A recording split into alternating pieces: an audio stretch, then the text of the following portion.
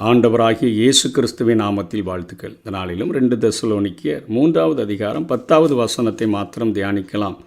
ஒருவன் வேலை செய்ய மனதில்லாதிருந்தால் அவன் சாப்பிடவும் கூடாதென்று நாங்கள் உங்களிடத்தில் இருந்தபோது உங்களுக்கு கட்டளையிட்டோமே என்று சொல்லி இங்கே பவுல் எழுதுகிறதை பார்க்கிறோம். இன்றைக்கு வேலையும் தப்பெண்ணங்களும் அப்படிங்கிற தலைப்பின் கீழாக நம்ம இந்த செய்தியை பார்க்க போகிறோம். வேலை செய்யும் மனமற்றவன் சாப்பிடவும் கூடாது என்பது பவுலினுடைய கொள்கை. பவுலும் தமது ஊழிய பாதையில் கைகளினால் உழைத்து பிழைத்ததை நம்ம பார்க்கிறோம். தம்மோடு இருந்தவர்களுக்கும் அவர் உதவி செய்ததை வேதத்திலேயே நாம் படிக்கிறோம். சிறந்த நிலையில் அவர் ஊழியம் செய்ததையும் நாம் பார்க்கிறோம். ஓய்வின்றி அத்தனையாய் அவரை போல ஊழியம் செய்தவர்கள் இல்லை என்றே சொல்ல வேண்டும்.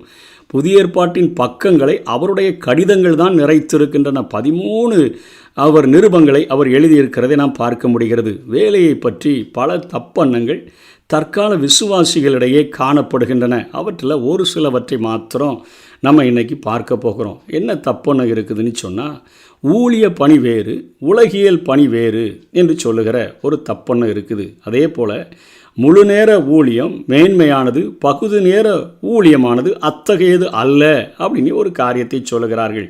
வேலைகள் சாபமானவை, பாவத்தினுடைய பின் விளைவுகள் தான். அதனால தான் ரொம்ப ஹார்ட் ஒர்க் பண்ண வேண்டியது இருக்குதுன்னு சொல்லுகிற காரியங்கள் இருக்கிறது. வேலை காரியங்களில் தேவன் தலையிடுவதில்லை. அதாவது உலக பிரகாரமான வேலை செய்கிறதில் தேவன் தலையிடுகிறதில்லை அப்படிங்கிற ஒரு தப்பெண்ணம். அதே போல் செய்யும் தொழிலே தெய்வம் அப்படின்னு சொல்லுகிற ஒரு தப்பெண்ணம் காணப்படுகிறது. எல்லா காரியங்களிலும் எஜமான்களுக்கு கீழ்ப்படிய வேண்டும் என்பதால் எதை சொன்னாலும் செஞ்சிருவேன் அப்படின்னு சொல்லுகிற ஒரு தப்பெண்ணம் காணப்படுகிறது.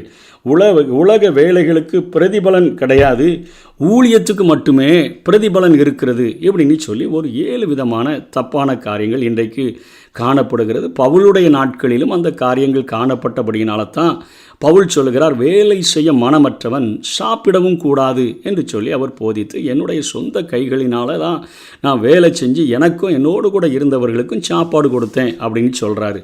இந்த வேறு விளக்கம் என்னென்னா, இது இந்த ஊழிய பணி வேறு, உலகத்தின் பணி வேறு என்று சொல்லுகிறது ஒரு மிகப்பெரிய ஒரு தப்பெண்ணம்.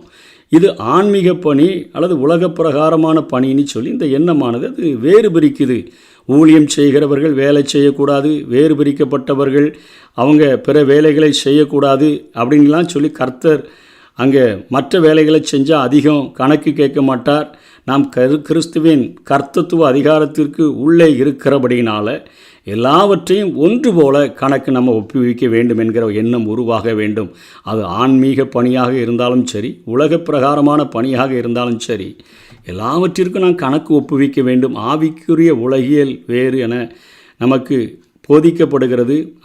ஆவிக்குரிய உலகில் அப்படின்னு சொன்னால் எப்பணி செய்தாலும் விசுவாசிகள் அனைவரும் பரிசுத்தவான்களாகவும் சாட்சி பகருகிறவர்களுமாகத்தான் இருக்கணும். ஆன்மீக பணியில் ஈடுபட்டாலும் சரி, உலக பிரகாரமான வேலைகளை செய்தாலும் சரி, அவர்கள் எல்லாவற்றிலும் தன்னை பரிசுத்தம் உள்ளவர்களாக சாட்சி பகருகிறவர்களாகத்தான் வாழணுமே ஒழிய, ஆவிக்குரிய பணியில் நான் சூப்பராக செஞ்சிட்டேங்க, உலக பிரகாரமான பணியை நான் எப்படியும் செய்வேன் அப்படின்னு இருக்கக்கூடாது. முழு நேர ஊழியம் மேன்மையானது, பகுதி நேர ஊழியம் அத்தகையது அல்ல. 2வதாக, வேதத்தில் முழு நேரம் பகுதி நேரம் என்கிற ஒரு வேறுபாடு இல்லை.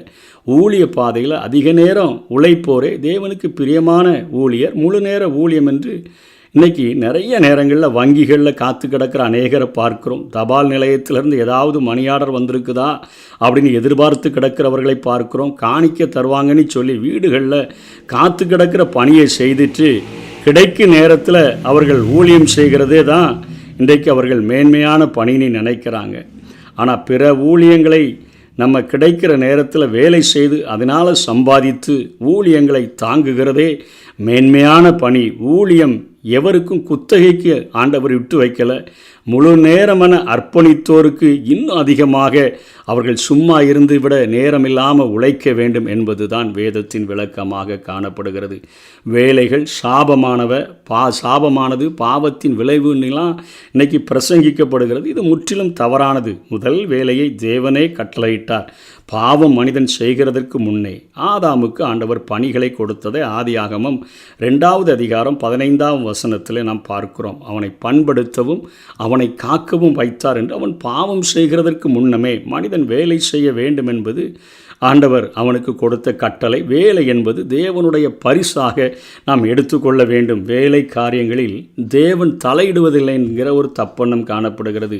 இதுவும் தவறான காரியம். நாம் செய்யும் அனைத்து வேலைகளிலும் நாம் உத்தமமாக இருக்க வேண்டும் என்று தான் தேவன் கருதுகிறார்.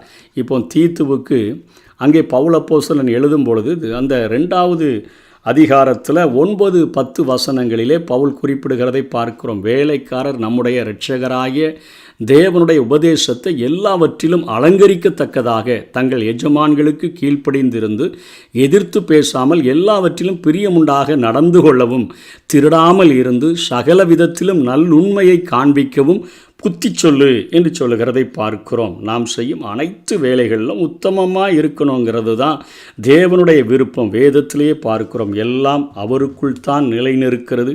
கொலோசியர் 1வது அதிகாரம் 16-17 சொல்லப்பட்டபடி அவர் எப்பொழுதும் கிரியை செய்து கொண்டிருக்கிறார் என்கிற காரியத்தை நாம் புரிந்து கொள்ள வேண்டும். இன்றைக்கி அடுத்தபடியாக ஒரு தப்புன்னும் செய்யும் தொழிலே தெய்வம் என்று சொல்கிறார்கள். இதுவும் தவறான ஒன்று. தேவன் நமக்கு வேலையை வழங்கியிருக்கிறாரே தவிர வேலையை தேவனாக அவர் கருத சொல்லலை. வேலைகளை உத்தமத்தோடு செய்ய வேண்டும், ஜெபத்தோடு செய்ய வேண்டும், சாட்சியாக செய்ய வேண்டும், தேவனுக்குரிய நேரத்தை தேவனுக்கே செலுத்த வேண்டும், சபை கூடுகைகளுக்கு இடையூறாக தொழில் வராதவாறு காத்து கொள்ள வேண்டும், ஜெப தியான வாழ்வுக்கு இடையூறாகாதபடிக்கும் பார்த்து கொள்ள வேண்டும். இதற்கான வருமானம் குறைந்தாலும் பரவாயில்லை என்று சொல்லி நினைத்து நாம் தொழிலை தேர்ந்தெடுக்கக்கூடியவர்களாக இருக்க வேண்டும். செய்யும் தொழிலே தேவனு சொல்லி முழுக்க தொழில் ஸ்தலங்களிலே மணிக்கணக்காக மூழ்கி கடந்து விடக்கூடாது. ஜெப நேரத்தை தேவனுக்கு கொடுக்க வேண்டும். வேதம் வாசித்து தியானிக்கிற நேரத்தை தேவனுக்கு கொடுக்க வேண்டும். ஆராதனை நேரத்தை தேவனுக்கு கொடுக்க வேண்டும். கொஞ்சம் வருமானம் குறைவாக கிடைத்தாலும் நாம் இப்படிப்பட்ட ஒரு தொழிலை தேர்ந்தெடுத்து செய்யக்கூடியவர்களாக நாம் இருக்க வேண்டும். எல்லா காரியங்களிலும் எஜமான்களுக்கு கீழ்ப்படிய வேண்டும் சொல்லி எதை சொன்னாலும் செஞ்சிடணும் அப்படின்னு இல்லை. இதிலேயே நமக்கு ஒரு தெளிவு வேண்டும். கர்த்தருக்குள் என ஒரு சொல்லை சேர்த்து கொள்ள வேண்டும்.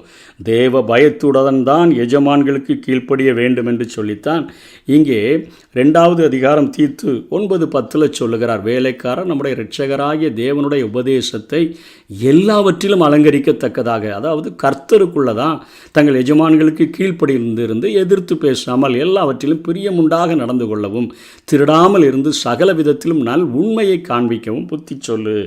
ஆகவே சாட்சியாய் வாழ வேண்டிய நாம் தவறுகளுக்கு துணை போய்விடக்கூடாது. இதை வேதம் நமக்கு கற்றுக் கொடுக்கிறது. கடைசியாக 7வது, உலக வேலைகளுக்கு பிரதிபலன் இல்லை, ஊழியத்துக்கு மட்டுமே பிரதிபலன் உண்டு என்று நாம் நினைக்கிறோம்.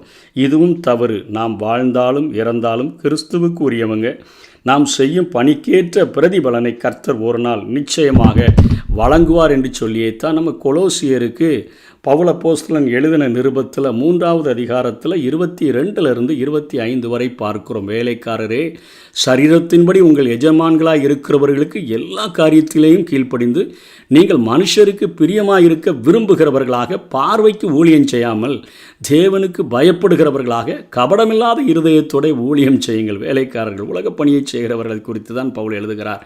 நீங்கள் கர்த்தராகிய கிறிஸ்துவை சேவிக்கிறதினாலே சுதந்திரமாகிய பலனை கர்த்தராலே பெறுவீர்கள் என்று அறிந்து எதை செய்தாலும் அதை மனுஷர்களுக்கென்று செய்யாமல் கர்த்தருக்கென்றே மனப்பூர்வமாய் செய்யுங்கள்.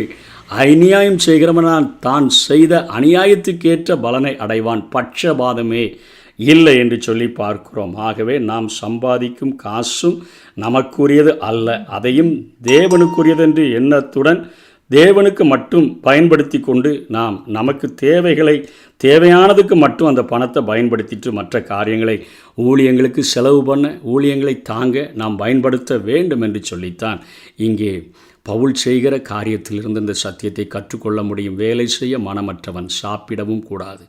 ஆகவே இந்த தப்பெண்ணங்களை விட்டு உலக பிரகாரமான பணி வேற, ஆன்மீக பணி வேற என்று சொல்லி நாம் தவறாய் புரிந்து கொண்டு காரியங்களை செய்து போதித்து மற்றவர்களையும் நாம் கெடுத்து விடாதபடிக்கு வேத வசனத்தை தெளிவாக புரிந்து கொண்டு ஜாக்கிரதையாக வாழுவோம். கர்த்தர் தாமே நம்மை ஆசீர்வதிப்பாராக.